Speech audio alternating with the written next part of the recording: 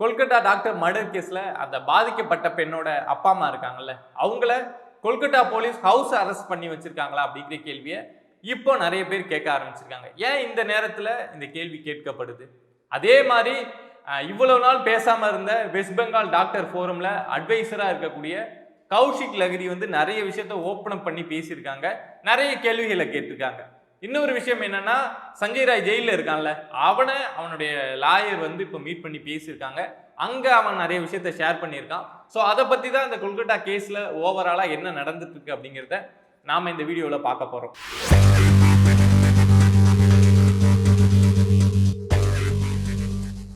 நிறைய பேர் வந்து கமெண்ட் பாக்ஸ்ல இந்த கேஸ் பத்தி அப்டேட் கொடுங்க அப்படின்னு கேக்குறீங்க. அதுக்கான ரிப்ளைவும் நான் வந்து கமெண்ட் பாக்ஸ்லயே கொடுத்துட்டு இருக்கேன். அதையும் வந்து பாருங்க. ஏன்னா நமக்குள்ள ஒரு கான்வர்சேஷன் பில்ட் ஆகுறது அப்படிங்கிறது எனக்குமே ரொம்ப பிடிச்சிருக்கு, ரொம்ப சந்தோஷமாவும் இருக்கு.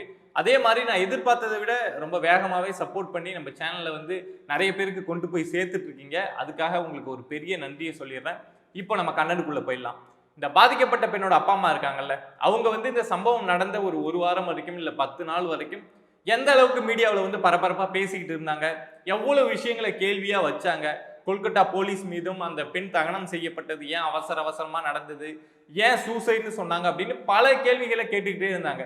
ஆனா இப்ப ரீசெண்டா ஒரு 3-4 டேஸா அவங்க பேசுறத நீங்க எங்கேயுமே பார்த்துருக்க முடியாது. ஏன் அப்படின்னா அவங்கள கொல்கத்தா போலீஸ் ஹவுஸ் அரெஸ்ட் பண்ணி வச்சிருக்காங்களா, வீட்டை விட்டு வெளியிலேயே வரக்கூடாதுன்னு சொல்லியிருக்காங்களா அப்படின்னு நிறைய பேர் கேள்வி கேட்கிறாங்க. உண்மையா அதுதான் லிட்டரலா நடந்துகிட்டும் இருக்கு. அந்த அப்பா அம்மா அந்த வீட்டை தாண்டி இல்லை அந்த தெருவை தாண்டி வெளியிலேயே வரக்கூடாது அப்படிங்கிற உத்தரவு அவங்களுக்கு போடப்பட்டிருக்கு. நம்ம பொதுவாக பார்த்தோம் அப்படின்னா இந்த விஷயத்துல இந்த சம்பவம் நடந்தது தொடர்பாக எங்கெங்கெல்லாம் இடங்கள் இருக்கோ அங்கே எல்லாமே யார் கண்ட்ரோலில் எடுத்திருக்காங்க அப்படின்னா சிஐஎஸ்எஃப் தான் இப்போ அங்கே பாதுகாப்பு அப்படிங்கிறது அந்த ஆர்ஜிகர் மருத்துவமனைக்கே கொடுத்துட்டு இருக்காங்க. பட் ஆனால் அந்த பாதிக்கப்பட்ட பெண்ணோட அப்பா அம்மா இருக்காங்கல்ல, அந்த வீட்டுக்கிட்ட மட்டும் கொல்கத்தா போலீஸ் வந்து பேரிகேட்லாம் போட்டு யாரும் போயிட்டு அவங்கள இன்டர்வியூ எடுக்கக்கூடாது, அவங்கள்ட்ட எதுவும் கேள்வி கேட்கக்கூடாது, அவங்களும் வெளியில வரக்கூடாது அப்படின்லாம் கண்டிஷன் பண்ணிட்டு இருக்காங்க. ஏன் இப்படி பண்றாங்க அப்படின்னா, அந்த அப்பா அம்மா வந்து பேசினாங்க அப்படின்னா இன்னும் இந்த விஷயம் வந்து ரொம்ப லைவா இருந்துகிட்டே இருக்கும். அவங்க நிறைய கேள்விகளை கேட்பாங்க. என் பெண்ணை யாரு கையெழுத்து போட்டு தகனம் பண்ணீங்க, யாரோட ஒப்புதல் வாங்கி நீங்க தகனம் பண்ணீங்க, அந்த அது அது மாதிரி அவங்க நிறைய கேள்விகள் வந்து தொடர்ச்சியா மீடியாவில் கேட்டுக்கிட்டு தான் இருந்தாங்க. அப்படிங்கிறப்போ அவங்க இப்போ வந்து நிறைய கேள்விகள் கேட்டாங்க அப்படின்னா அது இன்னும் கான்ட்ரோவர்ஷியலா மாறும். ஏன்னா இன்னும் அந்த ஆர்ஜிகர் மருத்துவமனை முன்னாடி அந்த போராட்டம் அப்படிங்கிறது நடந்துட்டு தான் இருக்கு. அங்க போயிட்டு அந்த அப்பா அம்மா கலந்துக்கிறாங்க, அங்க போயிட்டு அந்த பேசுறாங்க அப்படின்னா இன்னும் அந்த அங்க இருக்கக்கூடிய மாணவர்கள் மத்தியில் அது ரொம்ப எமோஷனல் ஆகும். ஸோ இன்னும் இந்த விஷயம் வந்து ரொம்ப வைப்ரண்டா மாறிக்கிட்டே இருக்கும்.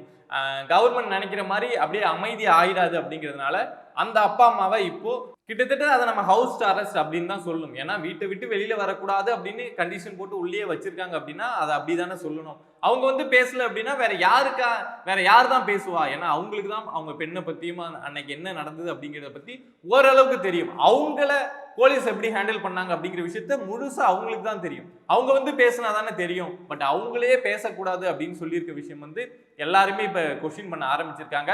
இன்னும் ஒரு 2-3 நாளுக்குள்ள அங்கேயே மீடியா போயிட்டு அவங்களையே இத்தனை நாள் ஏன் நீங்க வெளியில வரல அப்படிங்கிற விஷயத்த கேட்டு நம்ம வீடியோவா வெளியில வர்றதை கூட பார்க்கலாம். ஏன்னா அவ்வளவு ப்ரெஷர் அப்படிங்கிறது இப்போ கொல்கத்தா கவர்மெண்ட்டுக்கு கிரியேட் ஆகிட்டு இருக்கு. ஏன் அவங்க அப்பா அம்மா வெளியில வரல, மீடியாவில் பேசல அப்படிங்கிற விஷயம்.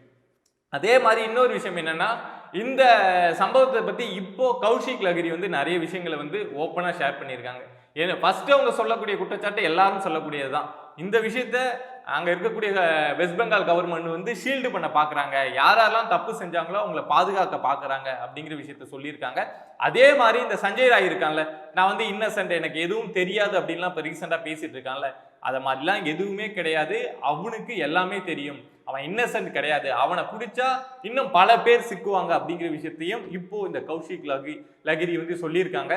என்ன அவங்க சொல்லக்கூடிய ஒரு கேள்வி அப்படின்னா, இந்த சஞ்சய் ராய் சொல்றான், நான் செமினார் ஹாலுக்கு போனப்போ அந்த பெண் வந்து இறந்து தான் கிடந்தாங்க, பார்த்துட்டு நான் பயந்துட்டு ஓடி வந்தேன் அப்படின்னு சொல்றான்.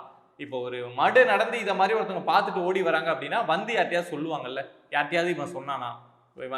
சம்பவம் நடந்தது அந்த 4-4:30 அந்த மணி அந்த டைம் ரேஞ்சு. ஸோ வெளியில ஓடி வந்தேன் அப்படின்னு சொல்றான். வந்து யாருக்கிட்ட அந்த விஷயத்த ஷேர் பண்ணான் அப்படிங்கிற கேள்வியை கேட்குறாங்க.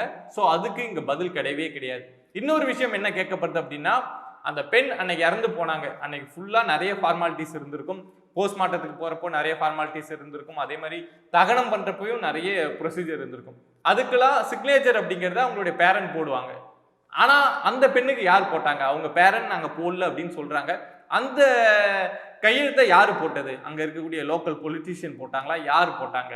அவங்கள கூப்பிட்டு விசாரிச்சா ஏன் நீங்க கையெழுத்து போட்டீங்க? ஏன் இவ்வளவு அவசரமா தகனம் செய்யப்பட்டது? இந்த விஷயத்தெல்லாம் நம்ம கேள்வியா கேட்டாவே இதுல என்ன நடந்துட்டு இருக்கு அப்படிங்கிற விஷயத்த ஒரு புது பர்செப்ஷன்ல பார்க்க முடியும்ல. இந்த கேஸ் ஒரே பக்கம் போகாம வேற யாராரு இதுல இருக்காங்க அப்படிங்கிற விஷயத்தையும் தேடி போலாம்ல. சோ அந்த மாதிரி கேள்விகளையும் கேளுங்க அப்படிங்கிற விஷயத்த இப்போ இந்த கௌஷிக் லஹிரி வந்து ஓபன் பண்ணியிருக்காங்க. இன்னொரு பக்கம் பார்த்தானா இந்த சஞ்சய் ராய் வந்து கொல்கட்டாவில் இருக்கக்கூடிய பிரசிடென்சி ஜெயில தான் இருந்துட்டு இருக்கான். அவன் ஆரம்பத்துல ஒரு மாதிரி இருந்தான், அதாவது நான் தான் இந்த கொலை செஞ்சேன், டோன்ட் கேர் அப்படிங்கிற மாதிரி இருந்தான். ஆனா நாட்கள் போக போக என்ன பேசினா அப்படின்னா, நான் ரொம்ப இன்னசென்ட், என்னை எல்லாம் ஃப்ரேம் பண்ணி இதுக்குள்ள மாட்டி விட்டாங்க, நான் அங்க போனப்ப அந்த பெண் வந்து இறந்து தான் கடந்தாங்க அப்படின்லாம் தலைக்கீழ உல்டாவா பேச ஆரம்பிச்சிருந்தான். ஸோ அவனுக்குன்னு ஒரு லாயரை வந்து கமிட் பண்ணி இப்போ அவனுக்காக வாதாடக்கூடிய லாயரா தான் கபிதா சர்கார் அவங்க இருக்காங்க. ஸோ அவங்க போயிட்டு அவனை ஜெயிலில் மீட் பண்ணி இது மாதிரி பேசியிருக்காங்க, என்ன நடந்தது என்ன அப்படின்னு. அப்போ இவன் என்ன சொல்லியிருக்கான்னா, நான் ரொம்ப இன்னசென்ட் தான், நான் கோர்ட்லயும் அப்படிதான் நான் சொல்ல போறேன், நான் இன்னசென்ட் தான், நான் குற்றம் செய்யல அப்படிங்கிற விஷயத்த தான் சொல்லியிருக்கான். நான் பாலிகிராஃப் டெஸ்ட்லயும் நான் இன்னசென்ட் அப்படிங்கிறத தான் சொல்லியிருக்கேன். ஸோ அதனால எனக்கும் இந்த குற்றத்துக்கும் சம்பந்தம் இல்லை அப்படிங்கிற விஷயத்த தான் லாயர்கிட்டையும் இந்த சஞ்சய் ராய் சொல்லியிருக்கான்.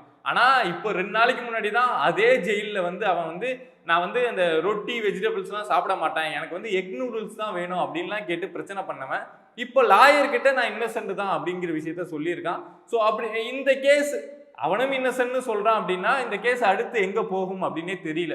ஏன்னா சந்தீப் கோஷ் தான் சஞ்சய் ராய்க்கு அடுத்து இந்த விஷயத்துல வந்து குற்றம் சாட்டப்பட்ட நபர்னா சந்தீப் கோஷ்ட இது வரைக்கும் கிட்டத்தட்ட சிபிஐ வந்து 150 மணி நேரம் வந்து அந்த விசாரணை அப்படிங்கிறத நடத்திட்டாங்க.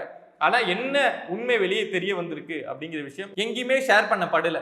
ஒரு விஷயம் என்னன்னா, அவர் மேல எஃப்ஐஆர் போட்டிருக்காங்க. எதுக்கு அப்படின்னா மணி லாண்டரிங் பண்ணியிருக்காரு அப்படிங்கிற விஷயத்துக்காக எஃப்ஐஆர் போட்டிருக்காங்க. பட் இந்த பெண்ணோட கேஸ்ல அவருக்கு சம்பந்தம் இருக்கா, இதுல அவருக்கு தொடர்பு இருக்கா அப்படிங்கிற விஷயத்தை பத்தி எங்கேயுமே எந்த செய்தியுமே வெளியிடவே இல்லை, வெளியில வரல. மணி லாண்டரிங் அப்படின்னு அவர் மேல கேஸ் போவதை தவிர இதுல அவர் குற்றவாளியா, இதுல யார் தொடர்புல இருக்காங்க அப்படிங்கிற விஷயத்த எங்கேயுமே நம்ம பார்க்க முடியல. அப்படிங்கிறப்போ சஞ்சய் ராயும் இங்க வந்து இன்னசென்ட் அப்படிங்கிறத தொடர்ச்சியா சொல்லிட்டு இருக்கான். அவங்க லாயரும் ஆல்ரெடி அதுதான் சொல்லியிருந்தாங்க. இப்போ ஜெயிலையும் அவங்க லாயர்கிட்ட அந்த விஷயத்தை தான் ஷேர் பண்ணியிருக்கான். சந்தீப் கோஷோட கேஸ் அவர் மேல அந்த குற்றம் சாட்டப்பட்டது அப்படிங்கிறது டைவர்ட் ஆகி வேற எங்கேயோ போயிட்டு இருக்கு. 150 மணி நேரம் விசாரணை நடத்தியும் இந்த கேஸ்ல வந்து அவருக்கு தொடர்பு இருக்கா இல்லையா அப்படின்னு சிபிஐயும் சரி யாருமே இன்னும் ஓப்பன் அப் பண்ணி பேசவே இல்லை. அதுக்காக நாம இந்த கேஸை வந்து முழுசா அப்படியே சரி என்னமோ இதுவும் ஒரு 10ஓட 11 கேஸு, எப்பொழுதும் எல்லா கேஸ்லயும் என்ன நடக்குதோ அதே மாதிரி நடந்துச்சு அப்படின்னு கண்டிப்பா இந்த கேஸை விட்டுட்டு போக முடியாது. அடுத்தடுத்து என்ன விஷயங்கள் வருது, என்ன சந்தேகங்கள் இருக்கு, யார் யார் என்ன கேள்விகளை எழுப்புறாங்க, உண்மையான குற்றவாளிகளை வந்து கண்டுபிடிக்கிறாங்களா அப்படிங்கிற விஷயத்த நம்ம தொடர்ந்து கண்டிப்பா நம்ம சேனல்ல வந்து சேஸ் பண்ணி, ஏன்னா இந்த விஷயத்தையும் நம்ம கடந்து போயிட்டோம் அப்படின்னா அதுக்கப்புறம் இன்னும் எத்தனை கொலைகள் நடந்தாலும் அதை வந்து நம்ம பேசுறதுக்கு நமக்கு அருகதையே இல்லை அப்படின்னு தான் அர்த்தம். ஸோ கண்டிப்பா இந்த விஷயத்தை சேஸ் பண்ணி என்ன நடந்துட்டு இருக்கு அப்படிங்கிற அப்டேட்டை நான் உங்களுக்கு ஷேர் பண்றேன். நீங்களும் சப்ஸ்கிரைப் பண்ணி சப்போர்ட் பண்ணுங்க. நம்ம வீடியோஸ் வந்து நிறைய பேருக்கு போய் சேர்றதுக்கு சப்போர்ட்டா இருங்க. நன்றி.